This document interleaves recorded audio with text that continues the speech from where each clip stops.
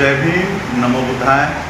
आज से बहुजन मैत्री सम्मेलन के दूसरा चरण जो है वो शुरू हो रहा है और आज पहला कार्यक्रम हम बछरवा रायबरेली के लिए निकले हैं और भंते जी ने हमें एक ऐसे शख्स से मिलाया है जिन्होंने कभी स्कूल की दहलीज नहीं चढ़ी होगी, लेकिन बाबा साहब को, बुद्ध को फॉलो करते हुए आज उत्तर प्रदेश में एक बहुत बड़ी हस्ती है।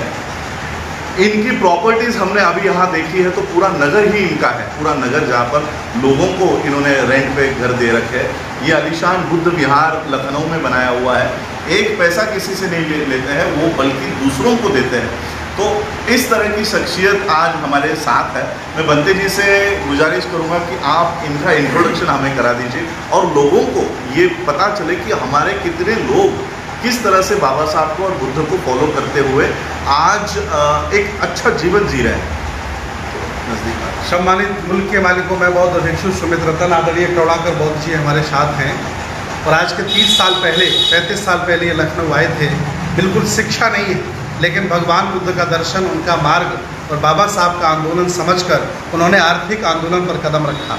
आज इनके पास बहुत बड़े 2-3 शोरूम हैं, करोड़ों की प्रॉपर्टी के शोरूम है और इन्होंने छोटे छोटे प्लॉट लेकर के, इनका सपना था कि जब हमारे कर्मचारी रिटायर होकर के या नौकरी करने के लिए ज़िले में आते हैं तो उनको रहने के लिए सस्ते घर नहीं मिलते। जब बच्चे पढ़ने के लिए शहर में आते हैं तो उनको रहने के लिए घर नहीं मिलता। इस पर्पज से उन्होंने सपना बनाया कि हम हज़ारों लोगों को रहने के लिए घर बनाएंगे और आज इस मोहल्ले में इनके पास लगभग 100-200 कमरे होंगे जिनमें लोग किराए पर रहते हैं। और आज बाबूजी अरबपति हैं और बिल्कुल पढ़े लिखे नहीं, लेकिन भगवान बुद्ध के मार्ग पर चलकर बहुत बड़ा बिजनेस खड़ा किया। हमारे साथ कई देशों की यात्रा आपने की है, इनको कई अवार्ड्स मिले हैं। मैं अपील करता हूँ सभी बौद्धों से, अम्बेडकरवादियों से और समतामूलक समाज के लोगों से कि अगर हम भी चाहें तो बाबूजी को कॉपी करके एक बड़ा नाम बन सकते हैं, बड़ा काम कर सकते हैं। हम बैसाखियों पर उसने मेरे साथ ऐसा कर दिया, हम ऐसा नहीं कर पाए, मेरे पिता ने मेरा साथ नहीं दिया, मेरे भाई मेरा साथ नहीं दिए, मैं पढ़ा लिखा नहीं हूँ, ये रोना मत रोइए। ये देखिए आपके सामने शख्सियत खड़ी हुई है जिन्हें कल्लू कभी कहा जाता था, आज हम लोग करुणाकर बौद्ध कहते हैं। वो हमारे लिए सम्मान की बात है। मैं चाहता हूँ आप भी 2 शब्द कहें। जी जी नहीं बोल रहे। अच्छा, आप मत बोलिए, मैं आपको पूछता हूँ आपकी पढ़ाई कितनी हुई है? हम कभी नहीं गए, स्कूल ही नहीं गए। स्कूल ही नहीं गए। अच्छा, जितना आज ये आपका संपत्ति है ये पुरखों की कितनी है? इसमें से कुछ पुरखों की कोई जमीन नहीं है, ये सारा आपका क्या हुआ है? गरीब थे इसीलिए तुमको पढ़ा नहीं पाए। अच्छा, गरीब थे इसलिए वो पढ़ा नहीं पाए। अभी आपके कितने शोरूम हैं? 3 शोरूम। 3 शोरूम्स हैं। और किस चीज़ के हैं ये सब ये घरेलू इलेक्ट्रॉनिक है और फर्नीचर है और बर्तन वगैरह, जितना सामान घरेलू है सब मिलता है, कुल मिलता है। अच्छा, कुछ बाकी नहीं। अच्छा, लगभग 10 लखनऊ में बड़े घर हैं जिनमें लोग रेंट पे रहते हैं, तो बहुत बड़ा नाम है, एक बहुत बड़ी शिक्षा लेने की बात है। और आप बाबा साहब और बुद्ध को मानते हैं?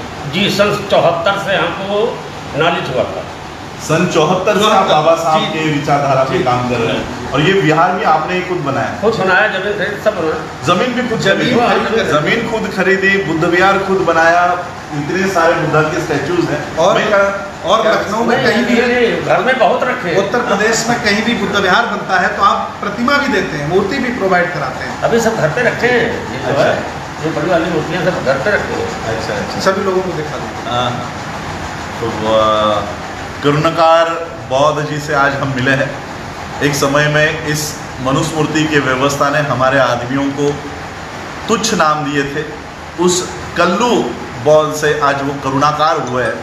तो ये ट्रांसफॉर्मेशन है बाबा साहब के पथ पर चलने का, बुद्ध के पथ पर चलने का ये ट्रांसफॉर्मेशन है। पूर्वजों की कोई प्रॉपर्टी नहीं है। वो कहता है कि माँ बाप गरीब थे इसलिए तो हम पढ़ नहीं पाए, लेकिन आज उनकी आने वाली जनरेशन्स इस देश के ऊपर एक बहुत बड़ा नाम छोड़कर जाएंगी, कमा कर जाएंगी। इन्होंने इतनी संपत्ति यहाँ पर उनके काम की वजह से इतनी संपत्ति इकट्ठा कर ली है। लोग 100-200 घर उन्होंने बनाए हैं।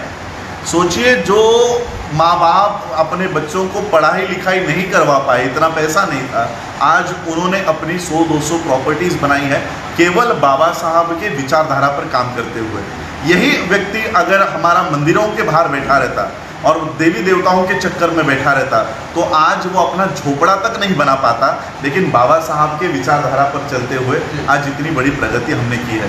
ऑन द वे हम लोग रायबरेली के लिए हैं और बछरवा में हमारी मुलाकात करुणाकार बौद्ध जी से हुई।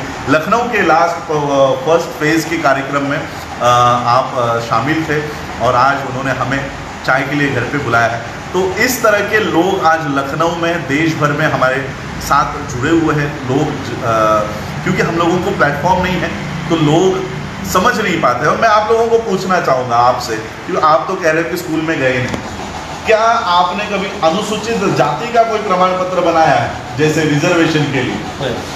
कोई रिजर्वेशन नहीं। हमारे लोग आज झगड़ा कर रहे हैं, बौद्ध जो बने हैं वो एससी बनने के लिए, जाति का लगाने के लिए कि हमको रिजर्वेशन चाहिए।